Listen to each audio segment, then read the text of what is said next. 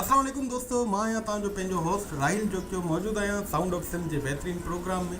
जीअं त असां सां गॾु हर नए एपिसोड में हिकु नओं ख़ूबसूरत महिमान हूंदो आहे। त अॼु जे असांजे जेको एपिसोड जा महिमान आहिनि उहे आहिनि साईं मक़बूल नारेजो साहब। साईं मक़बूल साहब, छा हाल आहे? ख़ुशि आहियो? तबियत सही आहे? अलहमदिल्ला फर्स्ट क्लास। सभु पहिरियों त राहिल साहब तव्हांजी वॾी महिरबानी जो तव्हां पंहिंजे स्टूडियो में मूंखे दावत ॾिनी ऐं महिमान तौरु घुरायो। मां तव्हांजो तहे दिलि सां शुक्रगुज़ार आहियां। साईं तव्हांजूं महिरबानियूं आहिनि जो तव्हां पंहिंजो बिज़ी शेड्यूल मां टाइम कढी असां वटि आया हो ऐं तव्हांजूं वॾियूं महिरबानियूं।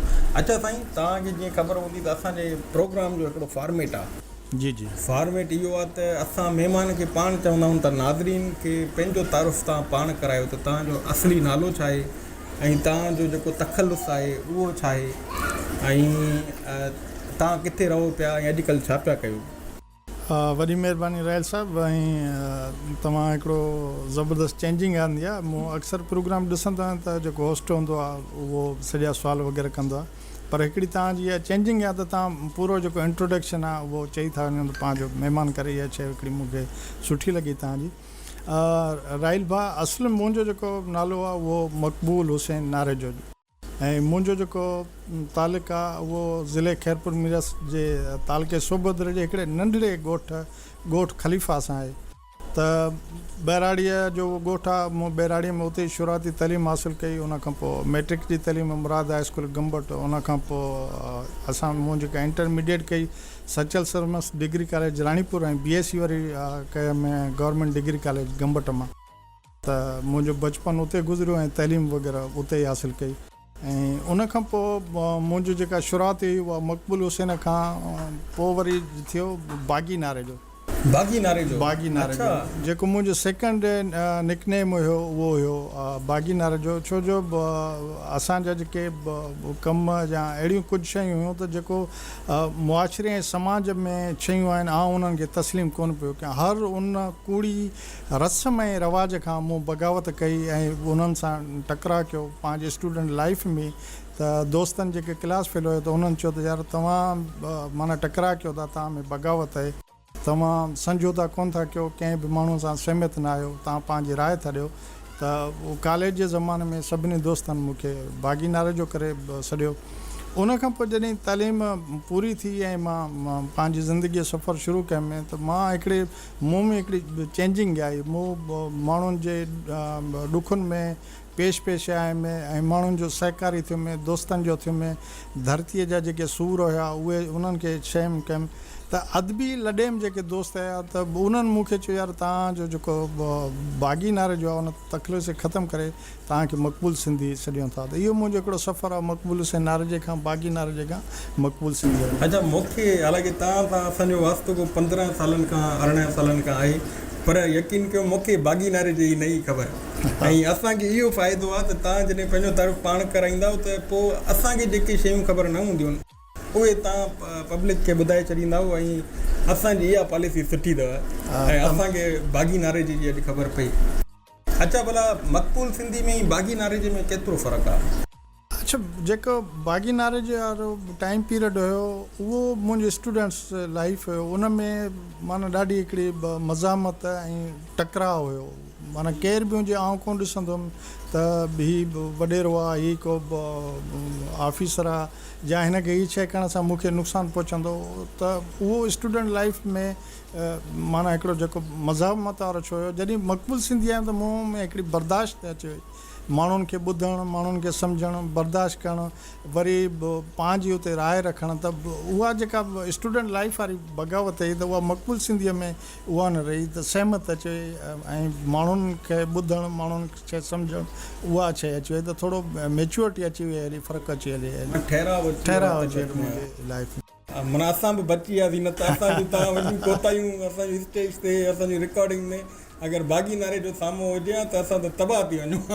बग़ावत त अञा बि शइ में आहे, पर हू जेके स्टूडेंट लाइफ हुई उहो मूं तव्हांजे हिन प्रोग्राम में कया त ॾाढी ख़तरनाक हुई। त माना ज़बरदस्ती बि पंहिंजी शयूं मञराइणियूं त बाबा हीअं करिणो आहे, पोइ उनजे लाइ उहो काफ़ी अॻिते निकिरी वेंदासीं हलिया।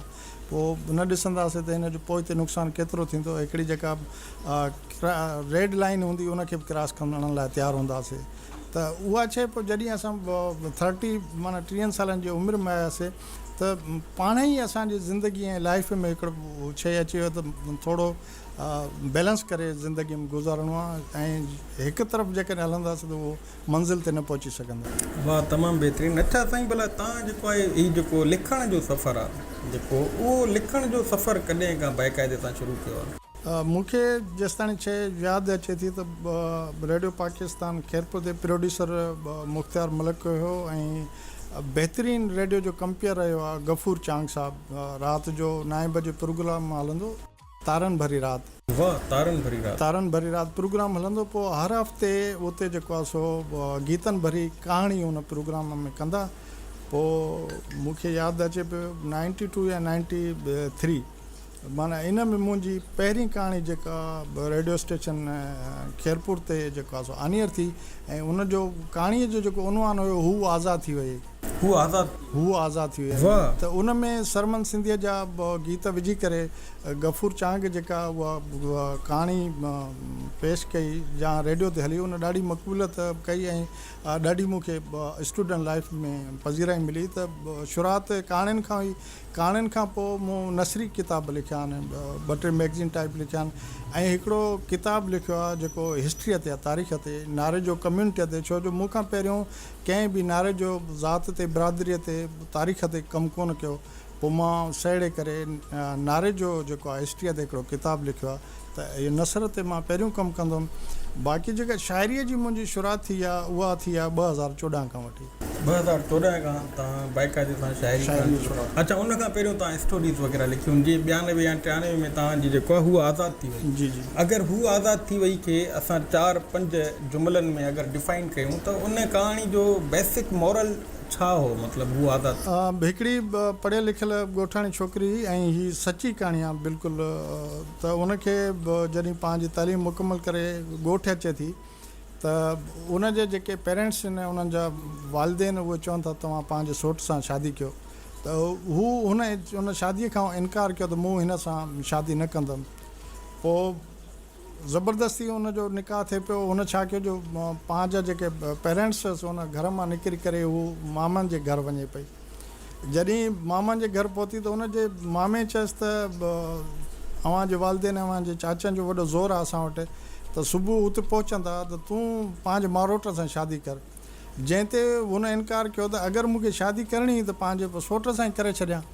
पोइ मारोट सां शादी करण में, सौट सां शादी कयां, मारोट सां छो कयां? मूंखे शादी पंहिंजे मर्ज़ीअ सां करणी आहे।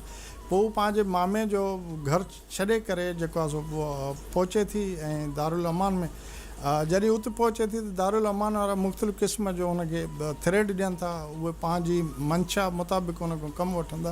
त हू उते बि इनकार करे थी त तव्हांजे जेकॾहिं मां मर्ज़ीअ ते हलां, तव्हांजे चवण ते हलां, त पंहिंजे पीउ जो घरु, चाचनि जो घरु ऐं मामे जो घरु छो छॾे अचां। हू उतां बग़ावत करे वञी हिकिड़े वकील वटि पहुचे थी ऐं वकील बि हुनखे उहा ई थो चवेसि त जेकॾहिं तव्हां मूंखे राज़ी कंदो, हीअ शइ कंदो, त मां तव्हांजो फ्री ऑफ कास्ट जेको आहे सो केस हलाईंदुमि। हू उनखां करे थी इनकार त जेकॾहिं मां पंहिंजे घर खां बग़ावत कई आहे, घर खां कई आहे, उन्हनि खे राज़ी कोन कयो आहे, त पोइ उहो तुंहिंजी मंशा ते कीअं हलंदुमि, इन खां बि न थींदुमि। पोइ हुन छा कयो त पंहिंजो केस जेको आहे सो कोर्ट में विधो ऐं हुन चयो त मुंहिंजी जेके बि कम्यूनिटी में, बिरादरीअ में जेके बि रिश्तेदार आहिनि, इन्हनि सां मुंहिंजो को बि तालुक़ु कोन्हे। अॼु खां पोइ मां आज़ादु आहियां, पंहिंजा फ़ैसिला मां पाण कंदुमि।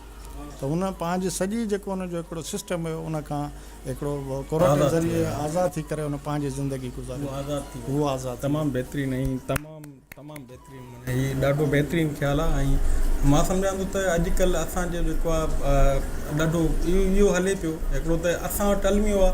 सिंधी समाज में छा थो थिए त अञा छोकिरो छोकिरी ॼावा ई न आहिनि, हिक ॿिए जे नाले करे था छॾनि। जी। माना उन्हनि खे मैच्योर थियण जो, उन्हनि खे पंहिंजी ज़िंदगी जीअण जो मौक़ो ई नथो मिले।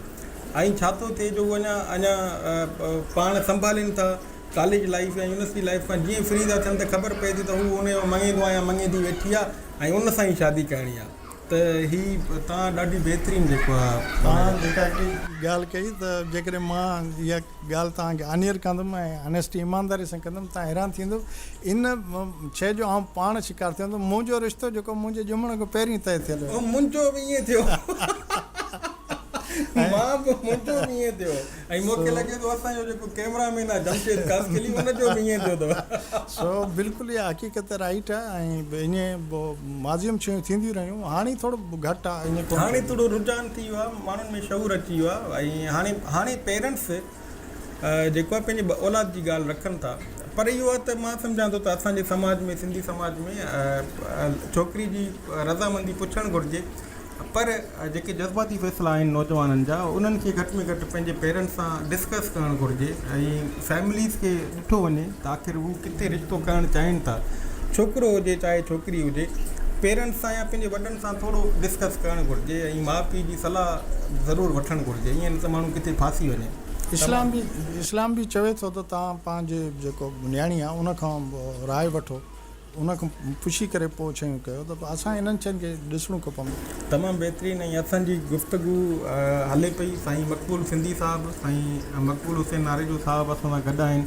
मां तव्हांखे प्रोग्राम में मक़बूल सिंधी साहिबु चवां या मक़बूल हुसैन नारेजो चवां असल में राहिल भाई हिन वक़्तु मक़बूल हुसैन नारेजो मुंहिंजे ख़्याल में घटि माण्हू मूंखे सुञाणी हूंदा या जीअं तव्हां चओ त बागी नारेजे सां नथा सुञाणनि इहे नाला त मुंहिंजा आहिनि शिनाख़्ती कार्ड ते मक़बूल हुसैन नारेजो पर हिकिड़ो सम्झो ॼण मुंहिंजो माज़ी थी चुका आहिनि हिकिड़े जंहिं माण्हूअ सां कहाणी जुड़िया हिन वक़्तु जेको माण्हू दोस्त संगत साथ या मुआशिरो आहे समाज आहे उहो मक़बूल सिंधीअ खे सुञाणे थो न उहो बागी नारजे खे सुञाणे थो न मक़बूल हुसैन नारजे खे सुञाणे थो त मूं हिन वक़्तु जेको समाज में पंहिंजो नालो जोड़ियो आहे हिकिड़ो उहो मक़बूल सिंधीअ जे हिसाब सां जोड़ियो आहे ऐं माण्हू हुन नाले सां सुञाणे वाह अच्छा मक़बूल सिंधी साहिबु तव्हां खां पुछा कंदासीं त 2014 में तव्हां बाक़ाइदे सां शाइरी लिखणु शुरू कई त लाज़मी तव्हांजा गीत जेके आहिनि कुझु फ़नकारनि ॻाया हूंदा तव्हांजा कलाम कहिड़े कहिड़े फ़नकारनि ॻाया अच्छा 2014 खां पहिरियां बि हिकिड़ो मुंहिंजो किताबु हुयो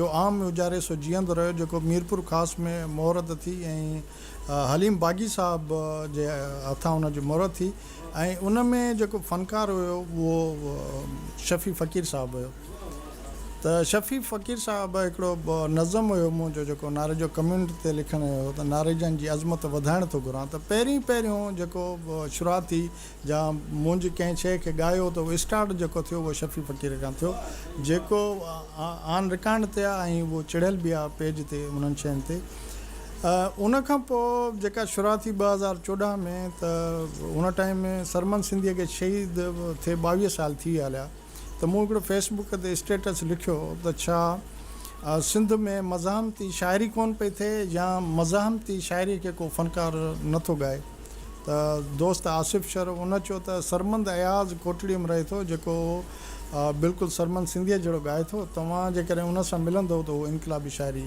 ॻाईंदो उन खां पोइ मुंहिंजी 2014 में वहदत कॉलोनी में सरमंद अयाज़ सां मुलाक़ात थी सरमंद अयाज़ चयो त मूं काफ़ी टाइम खां वठी ॻाइणु फिटी करे छॾियो आहे पोइ मूं हुनखे चयो जो ॻाइणु फिटी कयो पर ॻाइणु तव्हांखे अचे थो हुन चयो बिल्कुलु अचे थो पोइ मूं चयो असां हीउ कमु कयूं था पोइ हुन चयो त शर्त हिकिड़ो आहे जेकॾहिं तव्हां शाइरी कंदो शाइरी लिखंदो त पोइ जेको आहे ॻाईंदो पोइ सरमंद अयाज़ जे तजुज़ सां 2014 में मूं शाइरी कई ऐं पहिरियों जेको गीत हुयो उहो बि सेम पैटर्न ते हुयो ज़ुल्म जा कोट किराइण थो चाहियां मां सिंध जी अज़मत वधाइण थो चाहियां मां ऐं ॾाढी हुन मक़बूलियत माणी कशिश टेलीविज़न ते जाम हलंदो वाह वाह तव्हांजा कलाम काफ़ी हलिया टीवी ते टीवी भरी पई हूंदी स्क्रोल तव्हांजा एल्बम हलंदा ख़ासि करे तव्हां जेको गीत ॻायो रहन ख़ुशि सदा टोपी अजरक वारा उन खां सवाइ दिल दिल में तूं रहीं थो घर घर पचार तुंहिंजी बशीर ख़ान हर कंहिंखे प्यार तुंहिंजी तव्हां इहे जेके 2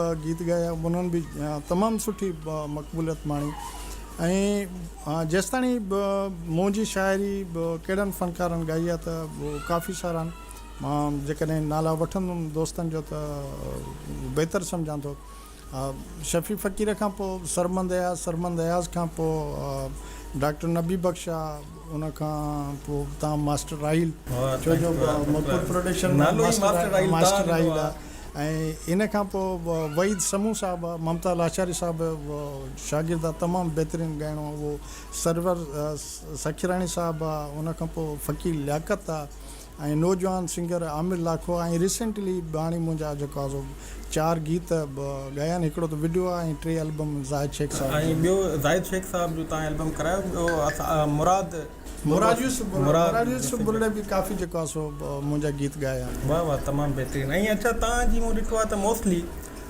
क़ौम ते, सिंधी क़ौम ते ऐं उनजे माण्हुनि ते जाम लिखियो आहे। ॿियो डांदारी, कोडर, कुहाड़ी ऐं इन्हनि ते मतिलबु जेको आहे इन्हनि लफ़्ज़नि खे बि लिखियो आहे। माना पंहिंजी जेको आहे क़ौम ऐं सक़ाफ़त खे मतिलबु जेको आहे इन्हनि सभिनि खे पंहिंजी शाइरी में खणी था हलो पिया। ऐं तव्हांखे जस हुजे त अहिड़े दौर में जेके नांग, बलाऊं, कारा वार, सैंडल, चपलूं, ॻाढ़नि कपिड़नि ते शाइरियूं पियूं थियनि, उते तव्हां जेको आहे गुलनि लाल लबनि खे छॾे करे क़ौमी गीत ऐं इनकलाबी गीत लिखिया आहिनि। तव्हांखे सलाम हुजे। बिल्कुलु तव्हांजी वॾी महिरबानी, लख कुर्ब। जीअं तव्हां गीत ॻायो त हुन में आख़िरी हिकिड़ो जेको बंदु आहे त लाल लबड़नि ऐं ॻाढ़नि गलनि ते लिखनि था खोड़ नाले वारा मक़बूल लिखो इनकलाबी गीत सारा।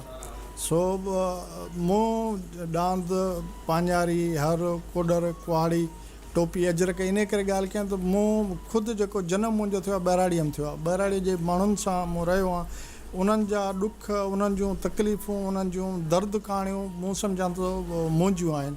ऐं मूं सिंधी क़ौम, सिंधी माण्हू ऐं सिंध धरतीअ जो जेको दर्दु आहे उहो पंहिंजो दर्दु करे उनखे अॻिते आंदो ऐं उन्हनि ते लिखियो। चाहे उहो मुंहिंजूं कहाणियूं हुजनि, चाहे उहो मुंहिंजो नसरी हुजनि, या हाणे जेको सिस्टम हले पियो शाइरीअ में, त मुंहिंजो जेको मौज़ू आहे उहो सिंधी क़ौम ऐं सिंधी ॿोली आहे। तमामु बहितरीनु। अच्छा, हाणे माना तव्हांजो जेको रिसेंटली एल्बम आहे उहो ज़ाहिद शेख साहब जो तव्हां कयो। जी। ज़ाहिद शेख साहब जे एल्बम में तव्हांजा केतिरा गीत हुया? ज़ाहिद शेख जे एल्बम में मुंहिंजा 3 गीत। हिकु गीत गुल घुरायो, गुलाबी गुलाबी मुंहिंजो प्यार थो अचे। ऐं ॿियो जेको गीत त मोहबत जे सदाकत सां सिंध वतन रहंदो, पको यार सां उल्फत जो वचन रहंदो। ऐं टियों बि हिकिड़ो मुंहिंजो गीत हुयो, हिन वक़्तु उहो मुंहिंजे ज़हन ते कोन पियो अचे। माना टे गीत जेका हिन एल्बम में शामिल आहिनि। अच्छा, तमामु बहितरीनु। असां सां गॾु अगरि एॾो वॾो सिंधी जो नाले वारो अदीब, शाइर ऐं सोशल वर्कर, क़ौमी कारकुन गॾु आहे त मां रिक्वेस्ट कंदुमि साईं मक़बूल सिंधी साहिब खे त असांजी पंहिंजी का जेको आहे शाइरी असांजे नाज़रीन खे ॿुधायो प्लीज़। अच्छा, हीअ जेको रहियल बा मां अॼु तव्हांखे शाइरी ॿुधायां पियो। हिकु ॿ ॾींहं पहिरियों मां हिकिड़े प्रोग्राम में शिरकत कई। उन में हिकिड़े अजीब क़िस्म जो मंज़र मूं ॾिठो, जंहिंजी मूं पूरी शाइरी में मंज़र कशी कई आहे ऐं उहा तव्हांखे ॿुधायां पियो। मूं हिन प्रोग्राम वियुमि त उते हिकिड़ी ॾाढी ख़ूबसूरत हसीन छोकिरी हुई ऐं उनजे चहिरे लिबास में लॻे पियो त ॾाढी लिखी पढ़ी ऐं सोबर हुई।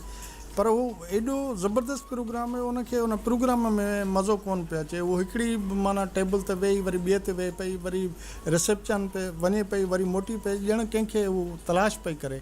पोइ उनजी उहा शइ जॾहिं जॾहिं हिकिड़े शाइर जे अॻियां उहो मंज़र कशी त यकीन करें त प्रोग्राम त मूंखां बि विसरी हलियो। मूं शयूं उनखे ॾिसां पियो ऐं पंहिंजे ज़हन में आणियां पियो। हीअ बिल्कुलु नई ऐं निकोर मुंहिंजो हिकिड़ो गीत आहे जेको तव्हां सां शेयर कयां थो। त वार गुलाबी नेण नासी ही कजल कारा, वार गुलाबी नेण नासी ही कजल कारा, चपन ते लाली अखियुनि में उदासीअ जा धारा, हवाउनि खां पुछे थी, सदाउनि खां पुछे थी, ए चंड संदी सूरत, तूं कंहिंखे ॻोल्हे थी, तूं कंहिंखे ॻोल्हे थी, तूं कंहिंखे ॻोल्हे थी। ज़ुल्फ़नि जी छां में कई राज़ लिकियल आहिनि, मोहबत जा अणखुटियल इहे साज़ लिकियल आहिनि। हिन भरियल बाज़ार में तना थी हलें थी, पंहिंजे ई ख़्यालनि में छो पाण जलें थी, चपन ते लाली अखियुनि में उदासीअ जा धारा, तूं कंहिंखे ॻोल्हे थी, तूं कंहिंखे ॻोल्हे थी, तूं कंहिंखे ॻोल्हे थी। कारी कजली या तुंहिंजे नेणनि जी जोत, ॼण कंहिं मुसाफ़िर जी आख़िरी हुजे ओत, कंहिंजे अथई तांग कंहिंजो अथई इंतज़ारु, छो थी वियो आहे वैरान तुंहिंजो ई सिंगार, वेस गुलाबी नेण नासी ही कजल कारा, तूं कंहिंखे ॻोल्हे थी, तूं कंहिंखे ॻोल्हे थी। ए हुस्न जी राणी दिलि जो हाल ॿुधाए, ओ जल परी मक़बूल खे राज़ ॿुधाए, तुंहिंजे उन उदासीअ जो मन बणिजां सारो, थी पवे रोशन तुंहिंजो ई जहान सारो, चपन ते लाली अखियुनि में उदासीअ जा धारा, तूं कंहिंखे ॻोल्हे थी, तूं कंहिंखे ॻोल्हे थी, तूं कंहिंखे ॻोल्हे थी। वाह साईं वाह, कमाल तफ़ा। ऐं तव्हां माना ईअं बसि ईअं असांजे ज़हन में त उहो विजुअल बची आहे त उहा वेचारी केॾी परेशान हूंदी। अच्छा, जीअं हर कमु आहे, शाइरी हिकिड़ो ॾुखियो कमु आहे, त तव्हां इन जी बाक़ाइदे सां सिखिया वरिती आहे कंहिं उस्ताद खां या ही कुदरती ॾात आहे तव्हांखे या इन ते कमु कयो आहे तव्हां? ईमानदारी सां रहिल साहिबु तव्हां छो जो 15-20 सालनि खां पाण जुड़ियल आहिनि, तव्हां सुञाणी था हुनमें। त जीअं मूं तव्हांखे ॾसियुमि त सरमन दयाज़ चयो त जेकॾहिं मूंखे ॻाइणो आहे त शाइरी अव्हांखे करणी पवंदी। त असांजो हिकिड़ो जोड़ सिस्टम जुड़ी हलियो जेको अञा हले पियो ऐं इनशाला अॻिते बि हलंदो। बाक़ाइदा हिन वक़्त ताईं को बि मुंहिंजो अहिड़ो उस्तादु कोन्हे ऐं धुन ते तर्ज़नि ते या ट्रैकनि ते आउं शाइरी कयां कोन। जीअं हाणे तव्हांखे ॾसी वियमि त मंज़र कच्छी जाम ज़हन में को ख़्यालु अची वियो हलियो या का शइ आई त पोइ उनखे जेका अलाह साईं मूंखे दावत ॾिनी आहे उन मुताबिक़ कंदो आहियां। बाक़ी हादसाती तौर ते को गीत जेकॾहिं को मिली हलियो त उनखां नज़रसानी कराइण लाइ इस्लाह वठण जे लाइ जीअं गुल साहब आहे उनखां हिकिड़े गीत जी कराई, हबीब लगारी साहब आहे उनखां कुझु गीतनि जी कराई। हाणे ज़ाहिद साहब सां साथ जुड़ियो आहे त इनशाला ज़ाहिद साहब खां शागिर्दीअ जो सॻो बि वधंदो, इस्लाह बि कराईंदा। ज़ाहिद साहब ॾाढो बहितरीनु शाइर, बहितरीनु आवाज़ जो मालिक, बहितरीनु कंपोज़र, मुंहिंजो आइडियल आहे बाक़ाइदा ज़ाहिद। अच्छा, मुंहिंजे लाइ फ़ख्र जी ॻाल्हि आहे त मां तव्हांखे ॿुधाईंदो वञा त मक़बूल नारेजू साहब, मक़बूल सिंधी साहब जो मुंहिंजी ज़िंदगी ते कहिड़ो असरु रहियो। मुंहिंजी ज़िंदगी जो पहिरियों एल्बम जेको आहे उहो मक़बूल प्रोडक्शन में थियो ऐं मां ऑन एयर जेको आहे साईं खे थैंक यू चवंदुसि। ऐं मुंहिंजी हिन जेको आहे मूं फ़न खणी 2002 में या 2000 ईस्वी में मूं खणी सिखणु शुरू कयो हुजे, पर उनजी जेका पज़ीराई आहे उहा बाक़ाइदे सां शोज़ में परफॉर्म करणु, एल्बम थियणु, एल्बम रिलीज़ थियणु, उहा मक़बूल प्रोडक्शन जेको आहे मूंखे इंट्रोड्यूस करायो मार्केट में। उन खां पोइ बि बैक टू बैक मुंहिंजा एल्बम थिया, टीवी ते तव्हां मूंखे ऑन एयर कयो। ऐं मुंहिंजे लाइ वरी एज़ाज़ जी ॻाल्हि इहा आहे त ज़ाहिद शेख जहिड़े ॾाहे, ज़ाहिद शेख जहिड़े बहितरीनु कंपोज़र जी मौसीक़ी अरेंज करण जो मौक़ो मूंखे मिलियो ऐं ज़ाहिद साहब खे मूं रिकॉर्ड कयो पंहिंजे स्टूडियो में। मां तव्हांखे सलाम पेश थो कयां त तव्हां मूंखे अहिड़ो बहितरीनु जेके अपॉर्चुनिटीज़ ॾिनियूं ऐं thank U very much. Rahil भाई, इहा ख़ुशकिस्मती आहे जेकॾहिं तव्हांजे तजुस्बे ऐं तव्हांजे महिनत सां को माण्हू अॻिते अचे थो। मूं त चवंदुमि त इहो ऑनर आहे ऐं ख़ुशकिस्मती आहे। सलाहियत तव्हां में आहे, माना मुंहिंजो कमु आहे तव्हांखे अॻिते आणो ऐं तव्हां बि कुझु चयो त अॻिते निकिरी हलियो। मूं त पंहिंजी सॼी टीम जी ॻाल्हि कंदुमि। वईसम खे बि घोटके सां तालुक आहे, उनखे इंट्रोड्यूस मूं करायो। उन खां पहिरियों को एल्बम कोन हुयो। माशाल्लाह हाणे बहितरीनु ॻाए पियो, बहितरीनु उन पंहिंजो नालो कमायो आहे। उन खां पोइ मुराद यूसुफ बुरड़ो थी वियो, उन खां पोइ फ़कीर लियाकत थी वियो, डॉक्टर नबी बख़्श जेको नालो जो बिल्कुलु। त मूं जेको बि कमु कयो आहे त माना दोस्तनि खे संगत अहिड़नि माण्हुनि खे जंहिंखे कला आहे उन्हनि खे अॻिते खणी आयो आहियां। वाह, अच्छा भला तव्हांजी ज़िंदगी जो असल में हाणे ईअं त औलाद जीअं असांजो कमु, असांजा गीत, असांजूं शाइरियूं औलाद वांगुरु हूंदियूं न त सभु बराबरि हूंदियूं, पर ईअं तव्हांखे जेको आहे तव्हांजो पंहिंजो को गीत जेको कंपोज़ थियल हुजे ऐं तव्हांखे घणो पसंदि हुजे, तव्हांजी दिलि जे घणो वेझो हुजे, उहो कहिड़ो आहे? मतिलबु बिल्कुलु हिकिड़ो गीत नज़म आहे, मुंहिंजो हक़ ते क़ाइमु रहंदासीं, सच ते क़ाइमु रहंदासीं, ज़ालिम तोखा न ॾींदासीं, जबल बणिजी बीहंदासीं, तूं जे मारींदे नए रूप में वापसि वरंदासीं। सरमन दयाज़ ॻायो आहे ऐं क़ौमी तारीख़ में ॾाढो मक़बूल थी वियो आहे। जिते बि आउं वेंदो आहियां दोस्त उन फरमाइश कंदा आहिनि, ॿुधंदा आहिनि। ऐं हीअ जेको नज़म आहे इहो हक़ीक़ी मुंहिंजो आवाज़ु आहे। उन में आहे त मक़बूल मज़लूमनि जो साथी देश खे अर्पे थो ई हयाती, कोल इन ते न फिरंदासीं, नए रूप में वापसि वरंदासीं, वाह ज़िंदाबाद। अच्छा भला हिन फील्ड में तव्हांजो मनपसंदि जेको आहे फ़नकार कहिड़ो आहे? मुंहिंजो पसंदीदा जेको फ़नकार आहे उहो वन एंड ओनली वन सरमन सिंधी। ऐं उन खां पोइ जंहिं बि फ़नकार जी सरमन सिंधी आलाप आहे या सरमन सिंधीअ जे अंदाज़ में ॻाए थो, उन्हनि सभिनी खां पसंदि कयां। पर हिन वक़्तु मुंहिंजो जेको मौजूदा दौरु हीउ हले पियो, मौजूदु ज़िंदा फ़नकारनि में सरमन दयाज़ मुंहिंजो पसंदीदा फ़नकार। वाह, माना सरमन दयाज़, सरमन सिंधी, इहे सिंध जा आवाज़ आहिनि बेसिकली। ईअं थो लॻे सिंध ॻाए पई, सिंध ॻाल्हाए पई। ऐं तव्हांजूं शाइरियूं वरी अहिड़ियूं थो लॻे पियो त इन्हनि आवाज़नि ऐं इन्हनि शाइरनि जो को अटूल पाण में रिश्तो आहे, को अज़ल खां वठी करे। ऐं तमामु बहितरीनु। अच्छा, तमामु बहितरीनु। ऐं छा थींदो आहे जो असां वटि साईं जॾहिं तव्हां जहिड़ा ख़ूबसूरत शाइर मौजूदु हूंदा आहिनि त असां उन्हनि खां उन्हनि जूं शाइरियूं लाज़मी किसनि खां पोइ, सवालनि खां पोइ लाज़मी माना ॿुधंदा आहियूं। त महिरबानी करे असांखे ऐं असांजे नाज़रीन खे का शाइरी जेका तव्हांजी पसंदीदा हिकिड़ी ॿी का शाइरी हुजे ॿुधायो प्लीज़। असल में पसंदि शाइरियूं त काफ़ी जेके आहिनि उहे आनियर थी चुकियूं आहिनि, दोस्तनि ॿुधियुनि। ऐं मूं चवां थो त तव्हांजे हिन प्रोग्राम जे तर्ज सां नई नई जेका तकरीक मूं कई आहे, जेका पहिरियों दोस्तनि ॿुधे आहे, त उहा बहितर आहे। तमामु बहितरीनु, इहो एक्सक्लूसिव आहे। हिकु महबूब जेका आहे उहा पंहिंजे प्यार खे, पंहिंजे दोस्त खे जेको आज़ादी पसंदि आहे, उनजी रस्ता रोक करे थी त मूंखे छॾे तूं आज़ादीअ जे रस्ते ते न वञ ऐं उन तहरीक में शामिलु न थी। पोइ जेको आज़ादी पसंदि आहे उनखे जेको पंहिंजी शाइरीअ में उनखे चवे थो, ॿुधाए थो, त उहो हिकिड़ो मुंहिंजो गीत आहे जेको तव्हांखे ॿुधाइण थो चवां। त उहो आज़ादी पसंदि नौजवान चवे थो त प्यार ई आज़ादी आहे। वाह, प्यार ई आज़ादी आहे, प्यार खां सवाइ ही ग़ुलामी त गंदी हिकिड़ी गार आहे जानी। प्यार ई आज़ादी आहे, प्यार खां सवाइ हीअ ग़ुलामी त गंदी हिकिड़ी गार आहे जानी।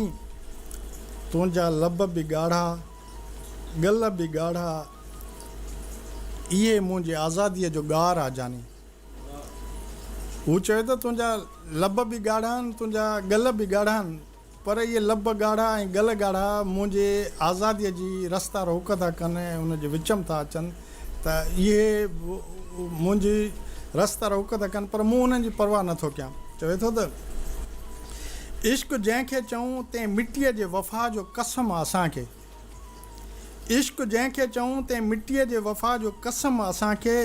सिंध जी सूंहं आहे, सिंधूअ जी सुर्क, जंहिं बिना तात तार आहे जानी।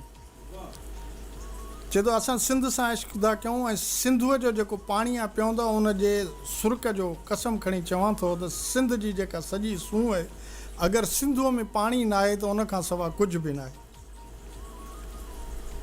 सिंध खां न आहे मथे ॿियो कुझु बि, ही ईमान पंहिंजो सदा आहे।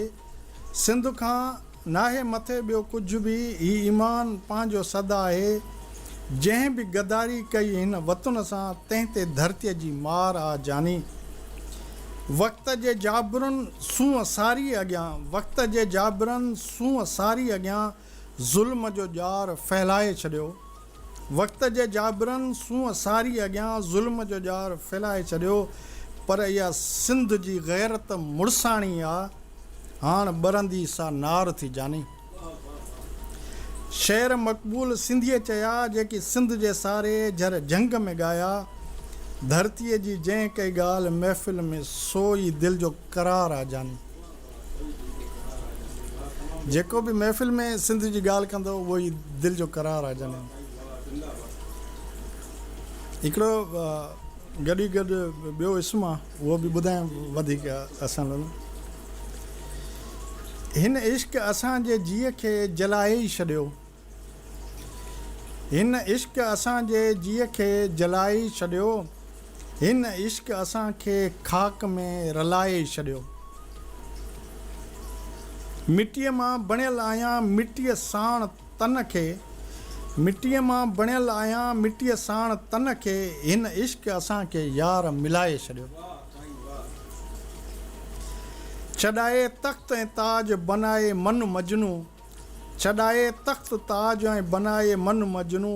हिन इश्क असांखे लोक में नचाए छॾियो। कयो इश्क जहां में हुयो मक़बूल जंहिं अॻु में, कयो इश्क जहान में हुयो मक़बूल जंहिं अॻु में, तंहिं पाण खे अॼु पाण खां भुलाए छॾियो। हिन इश्क यार असांखे लोक साम्हूं नचाए छॾियो। साईं वाह, साईं वाह, तमामु बहितरीनु ऐं तमामु घणो मज़ो थो अचे पियो। अच्छा, छा थींदो आहे जो असां अगरि जीअं कंहिं फील्ड में कमु था कयूं पिया, ऐं हीअ फील्ड ॾाढी ॾुखियनि माण्हुनि जी फील्ड आहे, छा ख़्यालु आहे हुन? मौसीकार, फ़नकार, सदाकार, हिदायतकार, काफ़ी सारा एडिटर्स, माना भला कॾहिं दिलि शिकस्त थिया हुजो हिन कम में, या तव्हांखे तकलीफ़ पई मिली हुजे, या माना तव्हां चयो हुजे त यार इनफ थी वियो बसि? हा, हीउ कमु तव्हां जीअं ॾसियो त तमामु मुश्किल आहे। सभ खां पहिरियों शाइरी जी सिलेक्शन, तव्हां वटि जेका शाइरी अचे थी उन मां चूंड करणु।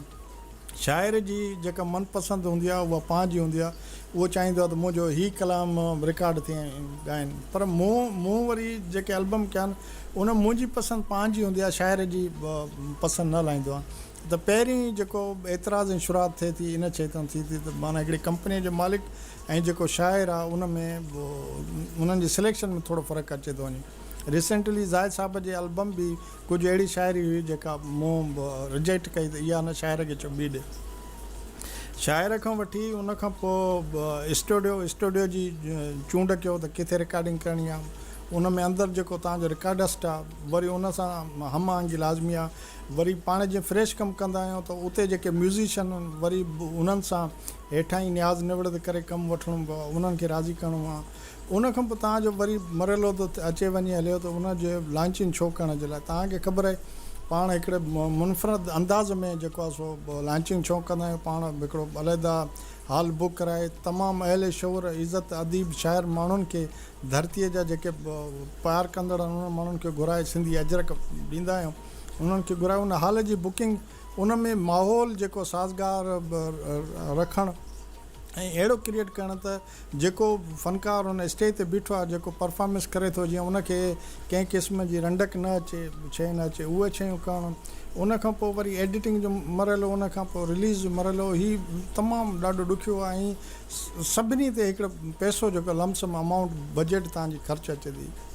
हाणे जॾहिं तव्हां रोमांस जे तरफ़ बि नथा वञो, इश्किया शाइरी बि नथा कयो, माहौल जी जेका डिमांड आहे उहा बि नथा कयो, पंहिंजी शइ त कयो त इहो सॼो पोइ बजट तक़रीबन तव्हांखे पंहिंजो पाण खे बर्दाश्त करिणो पवंदो। अच्छा, इहो ॾाढो बहितरीनु तरफ़ अचो पिया तव्हां।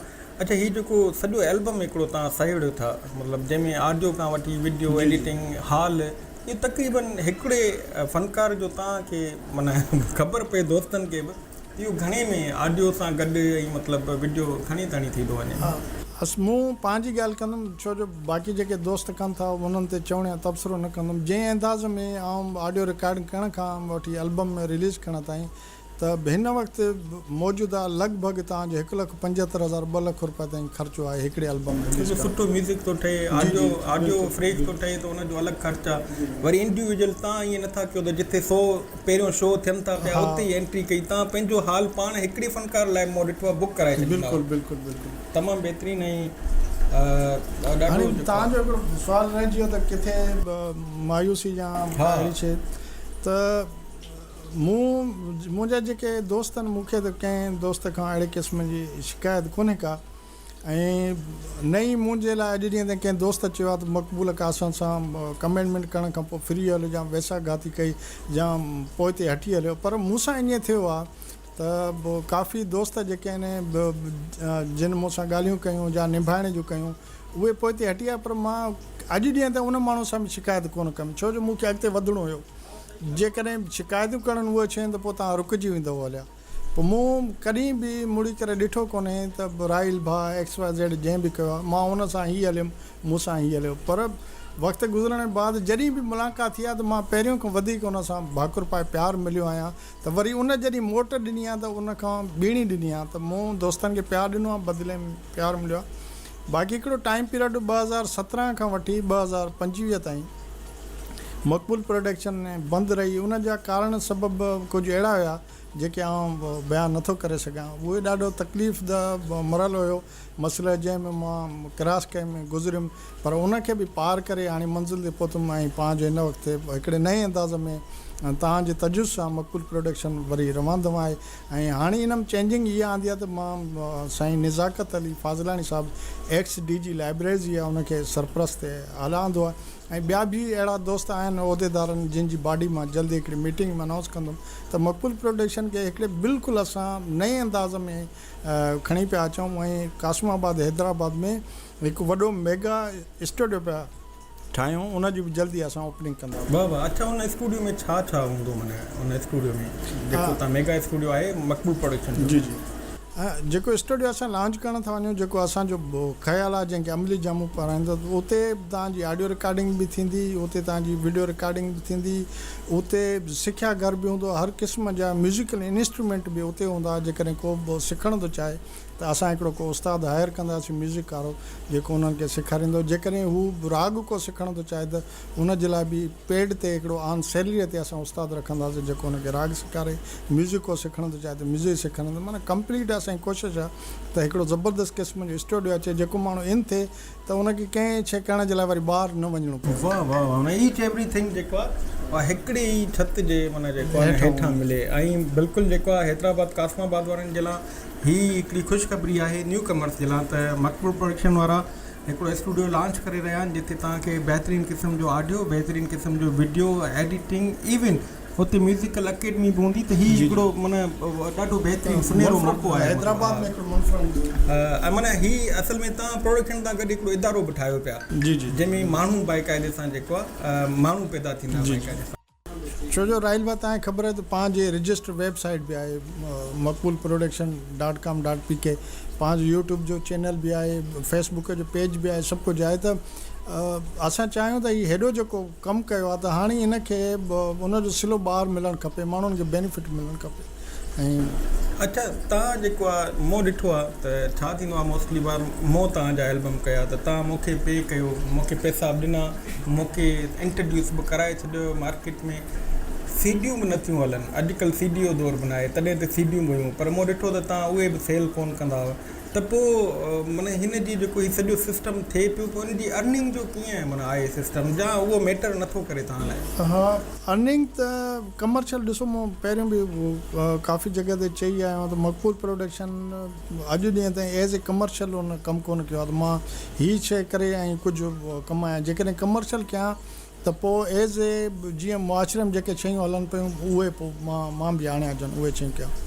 ऐं हीअ ॾाढी रंगीन फील्ड आहे, हिन में मुख़्तलिफ़ क़िस्म जूं मूंखे ऑफर थियूं तमामु घणियूं जन।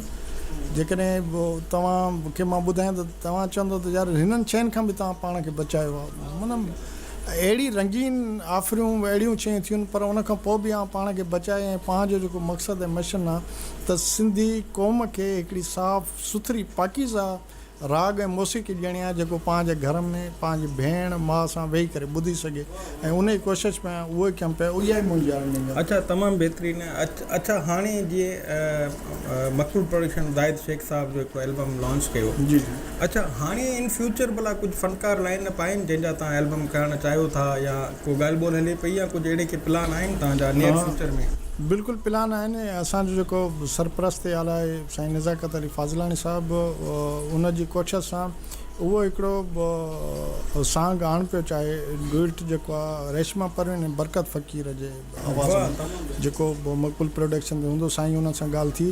ॿियो हिकिड़ो ज़ाहिद शेख जी सिलेक्शन में असां बरकत भट्ट साहिब जो जेको आहे सो एल्बम करणु पिया चाहियूं, जंहिंसां बि ॻाल्हि ॿोल थी वई हली, उहो बि जल्दी कंदा। हिन वक़्तु जेके ॿ शयूं आहिनि इहे असांजे हिन में टैंक में आहिनि, उहो असां मुहर्रम शरीफ़ खां पोइ इंशाल्लाह हिन ते कमु कंदा। अच्छा, माना हाणे मक़बूल प्रोडक्शन जो बाक़ाइदे सां माना जेको आहे उहो ऑपरेशनल आहे जी जी, ऐं कमु हले पियो तमामु बिल्कुलु। अच्छा, अगरि जीअं मक़बूल सिंधी जेको आहे प्रोडक्शन नथो करे त उनजे अलावा छा कंदो आहे? ज़बरदस्त तव्हां सुवालु कयो। मूं ॾिसो हिकिड़ो ग़रीब माण्हू ऐं ज़िंदगी गुज़ारण जे लाइ मां बि हिकिड़े मज़दूरी कंदो आहियां, प्राइवेट जॉब कंदो आहियां, ऐं उन जॉब उन्हनि शयुनि में प्रोडक्शन हलायां पियो ऐं पंहिंजे ॿार बचनि खे पालियां पियो, घर में कयां पियो।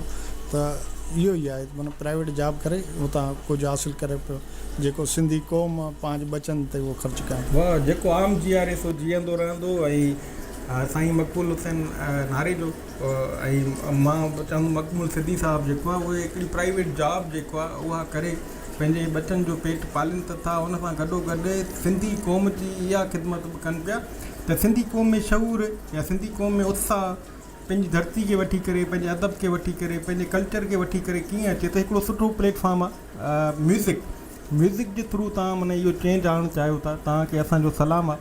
ऐं ॾाढो मज़ो बि अचे थो पियो तव्हां सां कचहरी कंदे। ऐं हिकिड़ी ॿी बि शइ मूंखे ज़हन में अचे थी सघे, तव्हांजो टाइम छा ॿुधायो। मूं जिते म्यूज़िक जे ज़रिए सिंधी क़ौम खे मैसेज पहुचायो आहे पंहिंजा राइट ऐं हक़ ॾसण जे लाइ, उते मूं हिकिड़ो ॿियो बि कमु कयो आहे जेके मुंहिंजे हल्के में मुहवरम दोस्तनि खे ख़बर आहे। मूं खोड़ सारनि सिंधी माण्हुनि खे जेके अंडर मैट्रिक हुया, जेको पढ़ियल लिखियल उनखे वरी बि नौकिरी मिली थी।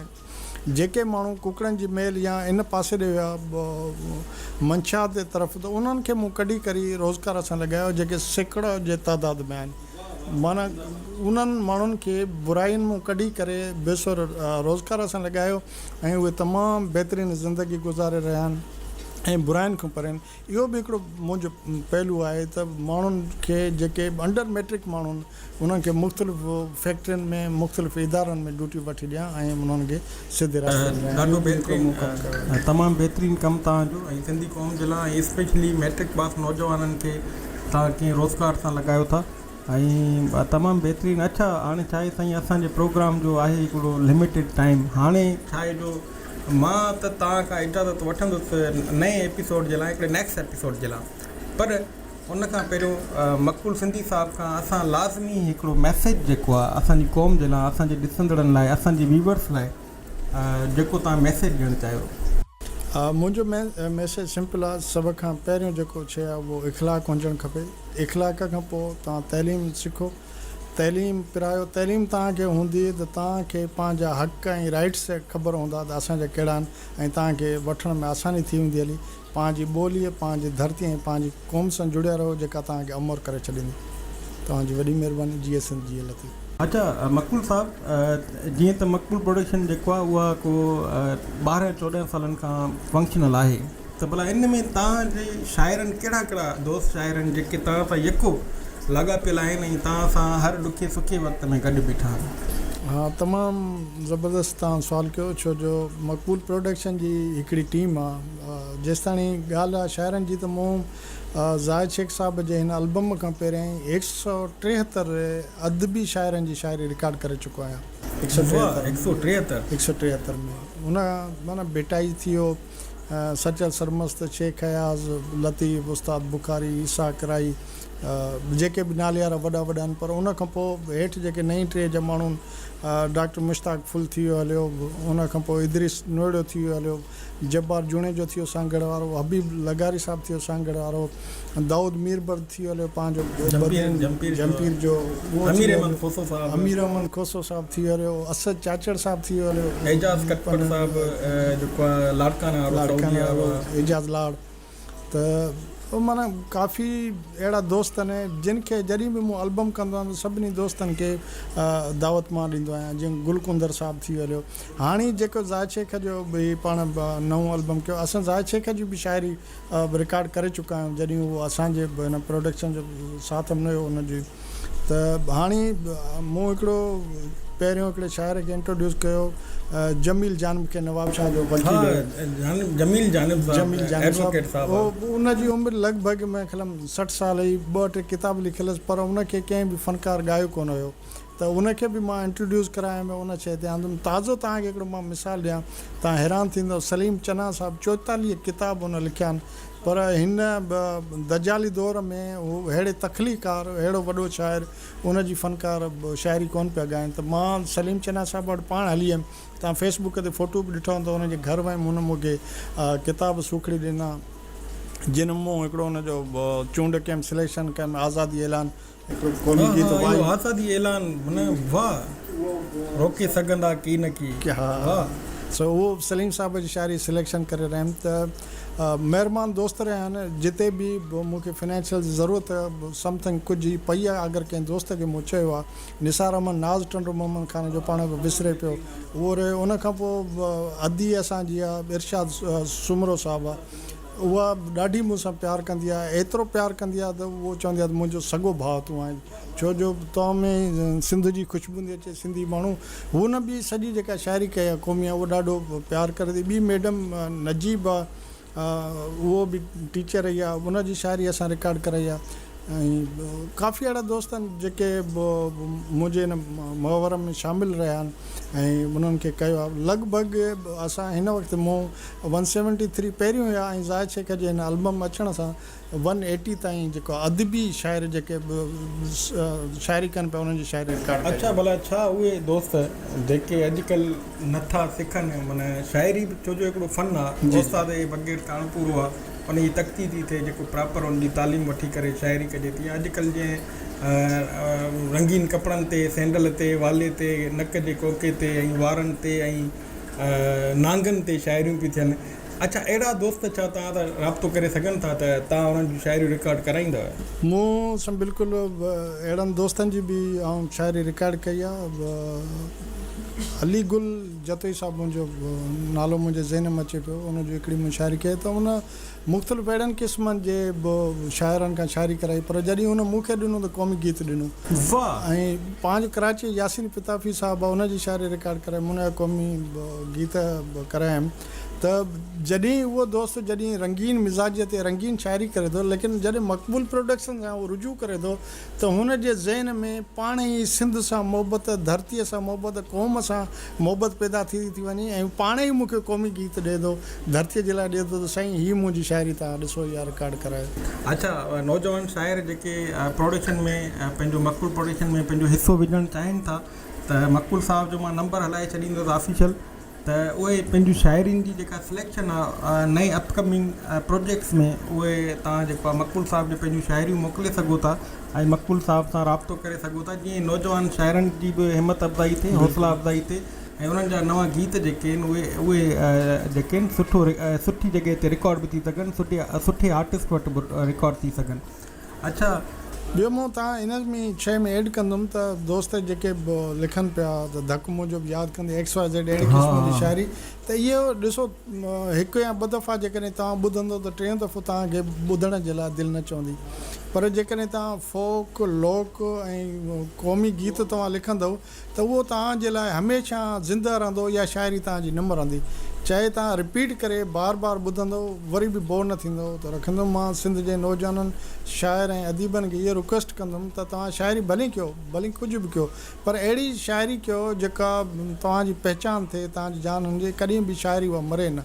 सो बहितरु इन बजाए असां पंहिंजो ज़हन ऐं ख़्याल खे विञायूं त सिंधी क़ौम सिंध ते ऐं फोक लोक जहिड़ा माई भाॻीअ लाॾा ऐं गीत चया आहिनि, फोक चया आहिनि, अहिड़ी शाइरी कयो जेका तव्हांजी सदियुनि ताईं अमर रहे।